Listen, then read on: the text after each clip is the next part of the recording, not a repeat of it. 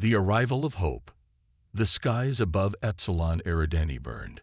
What had once been a breathtaking view of stars and the occasional passenger liner was now a graveyard of twisted metal and frozen bodies.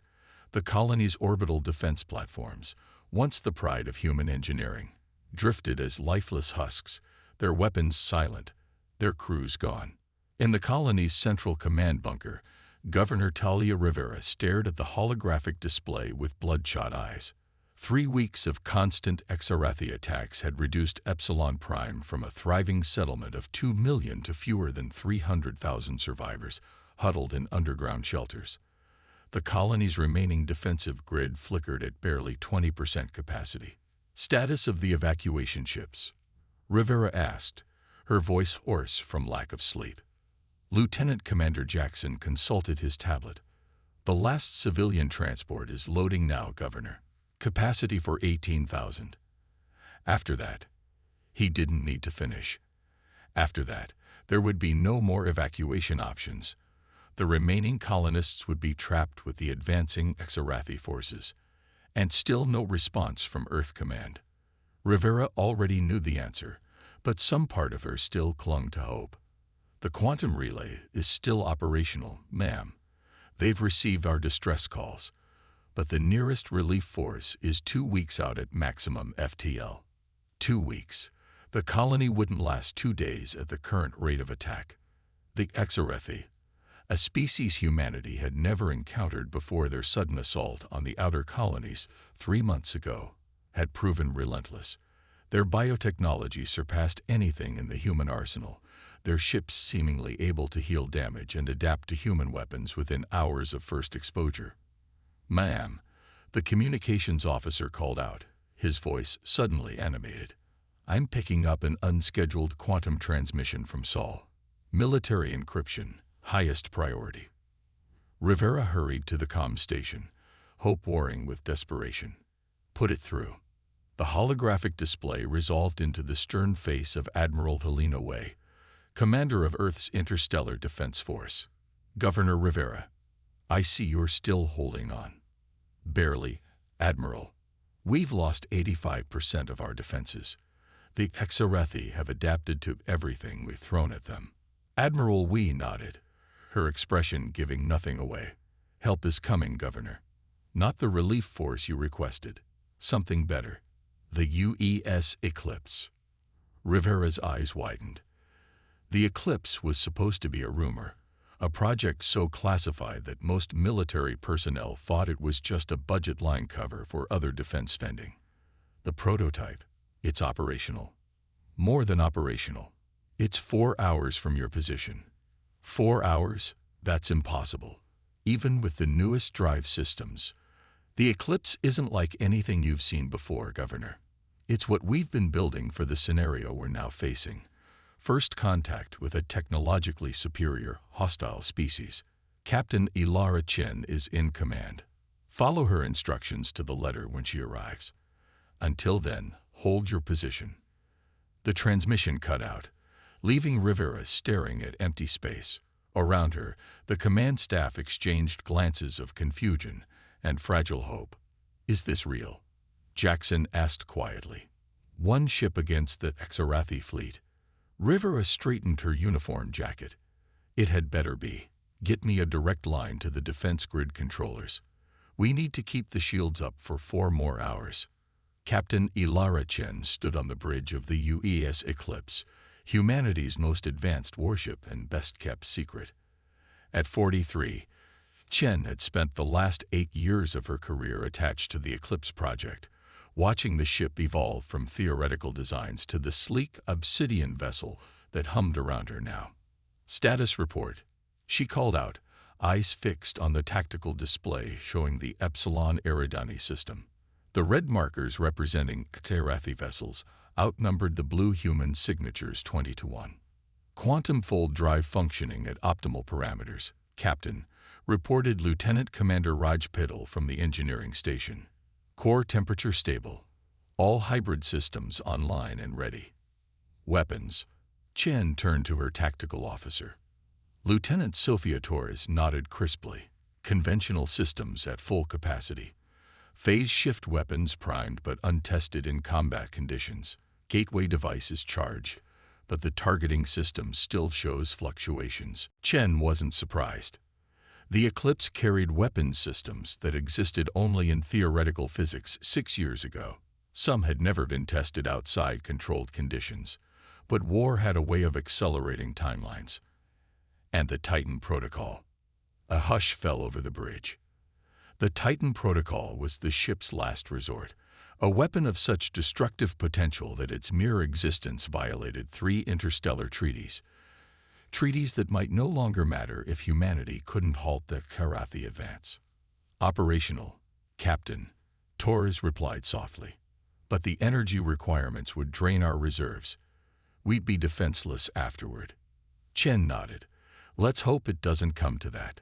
She turned to address the bridge crew. Most of you have been with this project since inception. You know what the Eclipse represents, not just our most advanced technology, but a paradigm shift in how we approach space warfare. She gestured to the tactical display. The Karathi have superior numbers in biology we barely understand. They've adapted to every conventional weapon in our arsenal. What they haven't seen, what no one outside this program has seen, is what the Eclipse can do when fully unleashed. Chief Medical Officer Dr. Maya Santos spoke up. Captain, the projection models suggest we may be too late to save the entire colony. We're not going to save the entire colony, Doctor. We're going to save as many as we can, and we're going to make the Karathi regret ever attacking humanity. Chen's voice carried a steel edge that silenced further discussion. She turned to her second in command. Commander Okafor, begin pre-combat preparations. Dr. Santos, Medical Bay should prepare for casualties. Lieutenant Torres, I want a full systems check on the phase shift weapons. As the crew dispersed to their stations, Chen remained at the tactical display, studying the Karathi fleet formations. Admiral Wei had given her full discretion for this mission, with only one overriding directive: demonstrate the Eclipse's capabilities to their fullest extent. Make an impression that would resonate across the galaxy. Captain, called out the communications officer. We've established quantum connection with Epsilon Prime's command bunker. Governor Rivera is standing by. Chen nodded. On screen. Governor Rivera's haggard face appeared on the main view screen. Relief visibly washed over her when she saw Chen. Captain Chen. Admiral Wei said you were on your way, but I didn't dare believe it. One ship against their fleet. Not just any ship, Governor. The Eclipse was built for exactly this scenario. Chen leaned forward slightly. What's your situation? Critical. Our shields are failing sector by sector. We've consolidated all survivors in the central districts and underground shelters. The last evacuation ship can only take 18,000 people. Understood. Maintain your position and keep your remaining defenses focused on protecting the evacuation zones. We'll arrive in. Chen glanced at the navigation display. 3 hours, 22 minutes. Eclipse out. Has the connection terminated? Commander Okafor approached. 3 hours is a long time when you're under bombardment, Captain. I know, David. Chen rarely used first names on duty, but she and Okafor had served together for 15 years. But we can't risk a closer quantum fold exit. The gravitational distortion could destroy what's left of their orbital infrastructure. And if there's no one left to save when we arrive. Chen's jaw tightened. There will be. The quantum fold exit was textbook perfect. One moment the Eclipse was traversing the folded space between star systems. The next it erupted into real space at the edge of the Epsilon Eridani system, its smooth black hull absorbing, rather than reflecting the distant starlight. Stealth systems engage, reported Torres. We're running silent. Good. Chen nodded. Let's see them before they see us. The tactical display populated rapidly as the Eclipse's sensor suite mapped the system. 17 Karathi warships surrounded Epsilon Prime, their organic-looking hulls pulsing with what scientists theorized was a form of bioluminescent communication. Smaller attack craft swarmed the upper atmosphere, bypassing the weakened sectors of the colony's shields to strike at ground targets. Life signs on the colony? Chen asked. Detecting approximately 280,000 human signatures, concentrated in the central districts and bunker network, replied Lieutenant Park from the science station. One large concentration at what appears to be the spaceport, likely the evacuation ship. Chen studied the tactical layout. The Exarathi had positioned their largest vessels directly above the colony's main shield generators, a deliberate strategy to prevent exactly the kind of relief mission the Eclipse was attempting. Captain, Torres called out, urgency in her voice. The colony's primary shield generator just failed. Exarathi ground forces are beginning to land in the northern district. Chen made her decision. End stealth protocols. Maximum power to engines. Take us in, full battle configuration. The Eclipse surged forward, its outer hull plates shifting and reconfiguring as weapon ports opened and energy shields shimmered to life. The ship's true form emerged, sleeker than standard military vessels, with design elements that seemed to blend human and alien aesthetics. Governor Rivera is hailing us, the communications officer reported. On screen. Rivera appeared, the command bunker around her now clearly damaged, emergency lighting casting harsh shadows. Captain Chen, the main shields have collapsed. They're landing troops in the residential sectors. We see it, Governor. Begin your final evacuation now. Get that transport ship launched as soon as it's loaded. And the rest of the colonists. We'll handle it. Eclipse out. Chen turned to Torres. Target the Exarathi landing craft. Conventional weapons only for now. Let's not reveal our full capabilities until necessary. The Eclipse's kinetic railgun spoke, accelerating tungsten projectiles to relativistic speeds. The first volley tore through a formation of Exarathi landing craft, transforming them into expanding clouds of debris. For a moment, the Exarathi fleet seemed to hesitate, their bioluminescent pulses flaring with what might have been surprise. Then, as one, they reacted, the larger vessels turning ponderously while smaller attack craft swarmed toward the Eclipse. They've noticed us, Okafor observed dryly. Good, Chen replied. Attention all hands. This is the captain. We are engaging the enemy to protect the Epsilon Prime colony and its evacuation efforts. This is what the Eclipse was built for. This is what we've trained for. She paused, watching as the first wave of Exarathi attackers closed distance. Today, we show them what humanity is truly capable of. All stations, prepare for combat. The Eclipse's engines flared brilliant blue as it accelerated into the heart of the Exarathi formation, weapons blazing, humanity's last and greatest hope entering the war that would determine its very survival. The stand of humanity. The Eclipse cut through the first wave of Exarathi attack craft like a scythe through wheat. Conventional railguns and missile systems proved surprisingly effective against the smaller vessels, their organic hulls rupturing under kinetic impacts.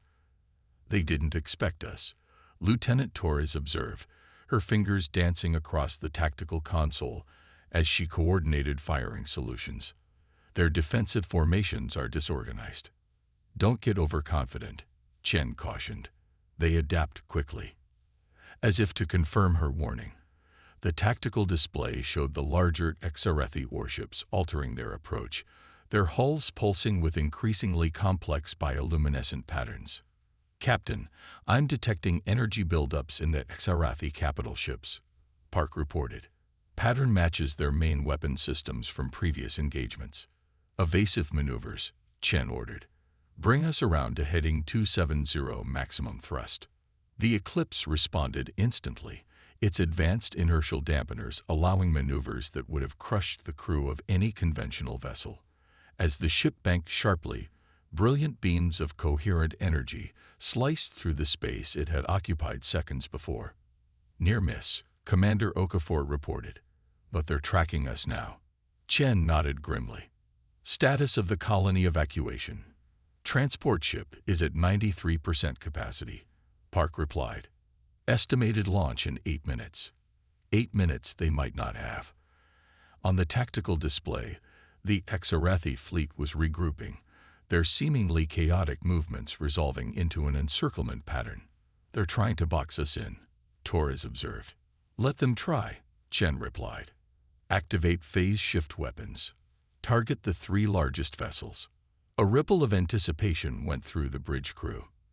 The phase shift technology represented humanity's greatest technological leap since the discovery of faster-than-light travel, weapons that operated partially in another dimension, bypassing conventional defenses. "Phase shift weapons online," Torres confirmed. "Targeting solutions locked. Fire."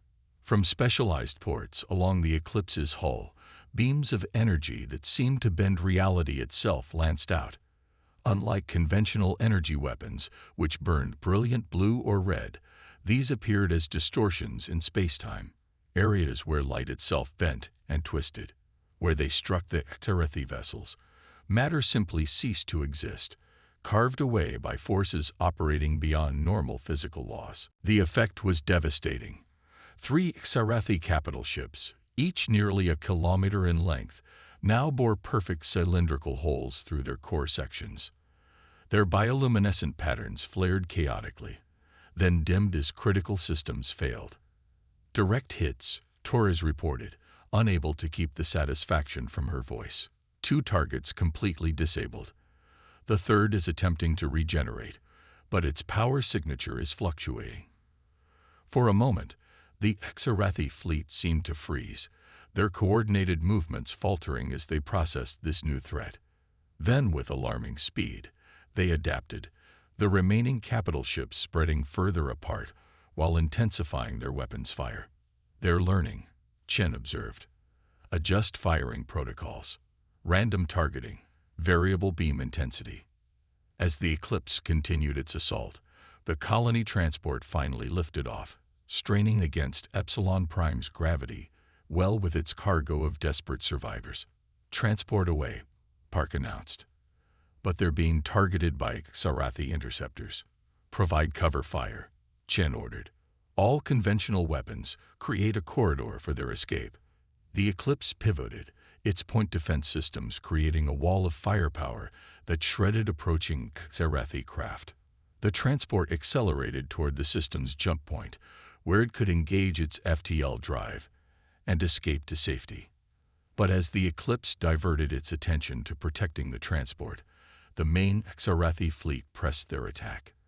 A coordinated barrage from 5 capital ships struck the Eclipse's port side, the ship shuddering under impacts too numerous for even its advanced defenses to fully absorb. "Shield generators 3 and 4 offline," Paddle reported from engineering, his voice tight. "Hull breach on deck 7. Emergency containment active." "Casualties?" Chen demanded. "Minor injuries reported," Dr. Santos responded over the comm. "No fatalities yet." Yet, the unspoken implication hung in the air. The Xarathi were adapting to the Eclipse's capabilities faster than expected, their biological technology evolving in real time to counter human innovations. "The transport has reached safe distance," Park announced. "They've engaged FTL. 18,000 colonists clear." A brief cheer went up on the bridge, quickly silenced as another barrage rocked the ship. "That still leaves over 260,000 people on the surface," Chen said grimly. "And the Xarathi ground forces are advancing on the central shelters." She studied the tactical display, weighing options against increasingly dire odds. The Eclipse was formidable, but it couldn't be everywhere at once. "Captain," Okafor said quietly, stepping closer to her chair, "we should consider the Titan Protocol." Chen shook her head. "Not yet. It's not just about destroying the enemy. It's about saving those people down there." She tapped her comm. "Bridge to Specialist Ward." "Ward here, Captain." The voice that responded belonged to the Eclipse's most unusual crew member, Dr. Elijah Ward, quantum physicist and the principal architect of the ship's most experimental system. "Doctor, is the gateway device operational?" A pause. "In theory, yes. But Captain, we've never deployed it outside controlled conditions. The energy requirements alone. Can it create a stable passage large enough for civilian evacuation? Another, longer pause. Yes, but to maintain it for any meaningful duration would drain our reserves completely. We'd be defenseless. Chen exchanged glances with Okafor. Understood. Prepare the system for deployment. Target coordinates to follow. She turned to the bridge crew. New plan. We're going to open a gateway between the main colonial shelter and Earth's lunar base. Evacuate as many colonists as possible, then deal with the Tarathi. Captain, Torres interjected. That's over 10 light years. The power requirements are significant. I'm aware. Chen's tone brooked no argument. Lieutenant Park, contact Governor Rivera. Inform her to prepare all remaining colonists for immediate evacuation through the gateway. They'll need to move quickly once it's established. As Park relayed the instructions, Chen turned to Okafor. We'll need to get closer to the surface, ideally in geosynchronous orbit above the main shelters. That puts us directly in range of the entire Xerathi fleet, he pointed out. Yes, it does, Chen agreed. Which is why we're going to give them something else to worry about first. She opened a ship-wide channel. All hands, prepare for combat maneuvers. Engineering, divert all non-essential power to shields and the gateway device. The Eclipse surged forward, diving toward the Tarathi formation with weapons blazing. Phase shift beams carved through void and hull alike, while conventional weapons fire overwhelmed the smaller attack craft. They're responding. Torres reported as the Xerathi fleet moved to intercept, their weapons focusing on the approaching human vessel. Good, Chen nodded. Keep their attention on us. As the Eclipse penetrated deeper into the Xerathi formation, it took increasingly heavy fire. Shields flickered and failed in sections, emergency bulkheads sealing off damaged areas. Hull integrity at 78% and falling, Patel warned. We can't sustain this level of damage for long. We don't need long, Chen replied. Status on the gateway. Dr. Ward reports final calibrations complete, Park answered. System is charged and awaiting deployment coordinates. Chen studied the tactical display. The Eclipse had pushed through the worst of the Tarathi formation and was approaching position above the colony's main shelter complex. Now, she ordered, deploy the gateway. All power to maintaining the connection. Deep within the Eclipse, the most revolutionary device ever created by human science activated. Drawing power at a rate that dimmed lights throughout the ship, it bent space-time itself, creating a stable wormhole between Epsilon Prime and Earth's lunar base. On the colony surface, the impossible appeared, a shimmering portal nearly 50 meters in diameter, opening directly in the largest underground shelter where thousands of colonists huddled. Gateway established, Park confirmed, wonder in his voice. Telemetry from lunar base confirms connection is stable. They're receiving colonists now. On the main screen, security feeds showed the organized chaos as colonial security forces guided civilians through the portal. What would have been a months-long evacuation effort was happening in minutes. But the Eclipse paid a heavy price. With power diverted to maintaining the gateway, its defensive capabilities were severely compromised. Tarathi weapons fire hammered the ship relentlessly. Shield generators failing, Paddle reported. Multiple hull breaches on decks 3 through 12. Automatic containment is holding, but we're taking critical damage. How many through the gateway? Chen demanded.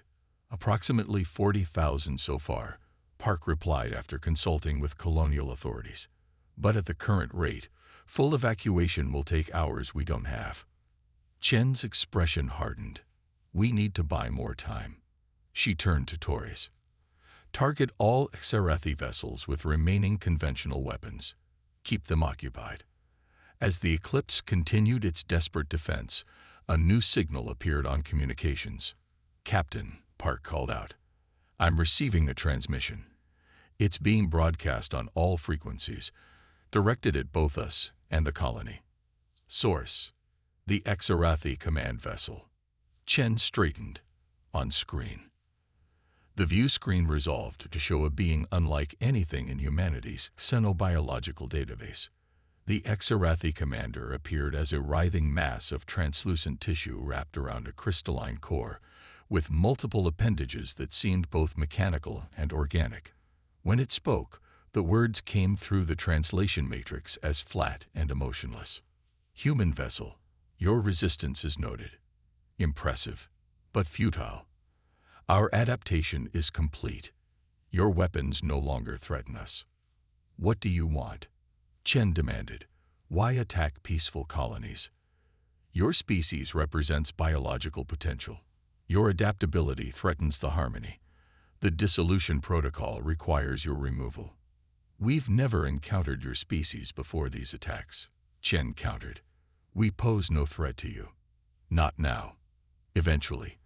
Our predictive models are absolute.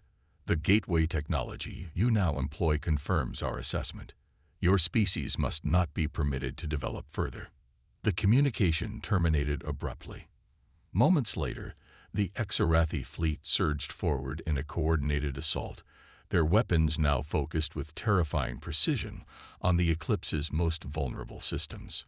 They're targeting the gateway power conduits specifically, Torres reported with alarm. They've completely adapted to our phase shift weapons. Energy simply dissipates on contact with their hulls. Another hit rocked the ship violently. Emergency klaxons wailed as structural integrity warnings flashed across every display. Gateway status, Chen asked, gripping her chair as the deck shuddered beneath her. Stable for now, Park replied. Lunar Base reports 80,000 evacuees received, but the power drain is critical, reserves at 23% and falling. Chen looked at the tactical display. The Eclipse was surrounded, its weapons increasingly ineffective against the adapted Exarathi vessels. On the surface, nearly 200,000 colonists remained, desperately making their way toward the gateway. Dr. Ward, she called over the comm. Can you reconfigure the gateway to function as an offensive system? Theoretically, Ward replied. But it would mean shutting down the evacuation, and the energy requirements for weaponization would drain our last reserves. Another devastating hit shook the ship. Hull breach on deck 1, Paddle reported, real fear in his voice now. Structural integrity failing. Chen made her decision. Commander Okafor, you have the con. Continue the evacuation as long as possible. She stood, straightening her uniform. I'm going to engineering to assist Dr. Ward. Captain, Okafor began. That's an order, David. She met his gaze. If this works, we'll save everyone. If it doesn't, she left the sentence unfinished. In the engineering section, chaos reigned. Damaged systems vented coolant. Emergency repairs were underway everywhere. And the massive power core that drove the Eclipse pulsed erratically as it struggled to maintain the gateway. Dr. Elijah Ward barely looked up as Chen entered. His hands moved across complex interfaces, making adjustments to the gateway's quantum matrix. Captain, he acknowledged, I assume you're here about weaponizing the system. Can it be done? Ward gestured to his calculations. Yes, but with significant caveats. We can reconfigure the gateway to create a localized space-time distortion, essentially collapsing a micro-region of space while inverting its dimensional properties. In English, Doctor. Ward sighed. We can create a black hole, Captain. A temporary one, but with enough destructive potential to eliminate the Exarathi fleet. And what happens to us? Best case, we're far enough away to avoid immediate destruction but lose all power, left drifting in space until rescue arrives. He hesitated. Worst case, we're pulled in with them. Chen nodded slowly. How many more colonists can we evacuate before making the switch? Ward consulted his display. At current throughput, perhaps another 20,000. That would leave approximately 100,000 still on the surface. The ship shuddered again under Exarathi fire. Status of the Titan protocol? Chen asked. Fully charged, but deploying it would mean ending the gateway evacuation immediately, Ward replied. Chen closed her eyes briefly. weighing 100,000 lives against potentially millions more if the Karathi continued their advance toward Earth. When she opened them, her decision was made. Continue the evacuation for 15 more minutes, then prepare to reconfigure for offensive deployment. She tapped her comm. Chen to bridge. Status report. We're holding. Barely. Okafor replied, the sound of alarms nearly drowning out his words. The Xarathi have surrounded us completely. They're targeting weapons specifically at the gateway power systems. Understood. Maintain current operations for 15 minutes, then prepare for Plan Omega. There was a pause. Confirmed, Captain. Plan Omega in 15 minutes. Chen turned back to Ward. Doctor, I need options for the colonists we can't evacuate. Ward considered. The colony's main bunker network was designed to withstand orbital bombardment. If they can reach the deepest levels and activate all available shields, they might survive what's coming. Might isn't good enough, Chen replied. Keep working on alternatives. As she turned to leave, the ship lurched violently, throwing both of them against bulkheads. The lights flickered and died, emergency lighting casting red shadows through the smoke now filling the corridor. Critical damage to the gateway stabilizers, Ward reported, checking his portable terminal. Connection stability falling below safe parameters. Chen's comm crackled. Bridge to Captain. We've lost the gateway. Lunar Base reports 110,000 colonists evacuated before connection terminated. Something close to despair threatened to overwhelm Chen, but she pushed it aside. 110,000 saved. Now she had to find a way to save the rest, and ensure that Xarathi threat ended here. Dr. Ward, reconfigure all remaining power to the Titan protocol. Bridge, prepare for final defensive stand. As she made her way back to the bridge through damaged corridors, Chen realized the true nature of command, not just making difficult decisions, but living with their consequences. The bridge was barely recognizable when she arrived. Damaged systems sparked, emergency repairs were underway at multiple stations, and the view screen showed the Xarathi fleet closing for what they clearly believed would be the kill.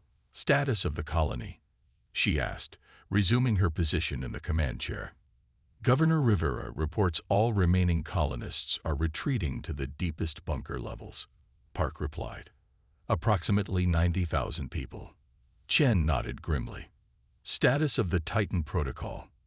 Ready for deployment, Torres confirmed. But Captain, the targeting system is damaged. We can't guarantee precision. We don't need precision for what I have in mind, Chen replied. She opened a channel to the colony. Governor Rivera, this is Captain Chen. We're about to deploy our final countermeasure. Have your people reached the secure bunkers? Rivera's face appeared on the cracked view screen, emergency lighting casting harsh shadows. Most of them, yes, Captain. What are you planning? Something that Xarathi won't be able to adapt to, Chen replied. Seal all bulkheads and activate whatever shields you have left. This is going to get rough. She terminated the connection and turned to her crew. The Titan protocol was designed as a last resort, a way to rewrite local physics in a way that neutralizes all advanced technology, including our own. When activated, it will create a cascading wave of altered physical laws that will spread throughout the system. And the Xarathi? Okafor asked. Their biotechnology relies on principles that won't function in the altered physics. They'll be effectively neutralized. Chen didn't add what they all knew, that the eclipse itself would also be crippled, possibly permanently. Range to optimal deployment, she asked. Current position is within parameters, Torres replied. But Captain, the colony will be affected, yes, but their basic technology should continue functioning. Enough to sustain life until relief arrives. Chen met each of their gazes in turn. This isn't a perfect solution, but it's the only one we have left. No one disagreed. The alternative, allowing the Xarathi to destroy the colony and continue their advance toward Earth, was unthinkable. Initiate final approach, Chen ordered. Position us between the colony and the main Xarathi fleet. As the damaged Eclipse struggled into position, Chen opened a ship-wide channel. All hands, this is the captain. Prepare for Titan protocol deployment. This isn't the outcome we hoped for, but today we've saved 110,000 lives, and we're about to save 90,000 more. She paused, watching as the Xarathi vessels moved to surround them, confident in their imminent victory. The Eclipse was built for this moment, to stand as humanity's last line of defense against the unknown. Whatever happens next, remember that we did not falter. We did not surrender. We stood our ground. She nodded to Torres. Activate the Titan protocol. From the heart of the Eclipse, a pulse of energy unlike anything seen before erupted. It wasn't visible as conventional energy would be. Instead, reality itself seemed to ripple outward from the ship in concentric waves. Where the wave passed, physical laws subtly changed. The effect on the Xarathi fleet was immediate and catastrophic. Their biotechnology, dependent on specific quantum relationships, simply ceased to function. Vessels drifted powerless, their organic components rapidly deteriorating as the fundamental principles they relied on no longer applied. But the Eclipse fared little better. As systems failed throughout the ship, Shen watched the wave continue to spread, eventually encompassing the entire colony and beyond. Engine core offline, Paddle reported. Life support switching to emergency backup. All advanced systems non-functional. Communications, Chen asked. Basic radio only, Park replied. Quantum systems are dead. Chen nodded, then turned to Okafor. Send a message to the colony. Let them know it's over. As the message was dispatched, Chen moved to the viewport, watching as the disabled Xarathi vessels drifted, their once threatening forms now dark and lifeless. Did we win? Torres asked softly, joining her at the viewport. Chen considered the question. They had saved the colony, or most of it. They had stopped the Xarathi advance, but the price had been high, and the implications of the Titan protocol's use would resonate across human space for generations. We survived, she answered finally, and we've given humanity a fighting chance. She turned back to the bridge.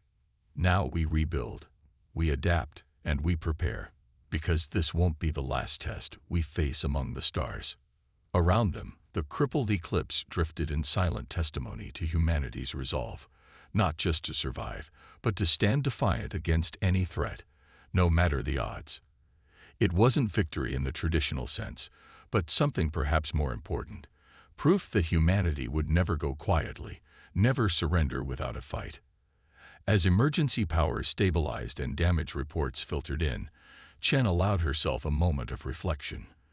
They had arrived as humanity's last hope and had fulfilled that promise, though not in the way anyone had expected.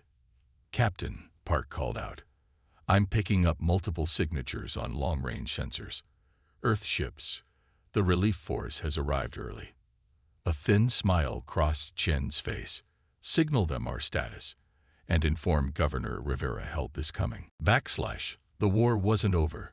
Perhaps it was just beginning. But humanity had shown what it was capable of. And that, Chen thought as she watched the approaching relief vessels, might prove to be their greatest weapon of all.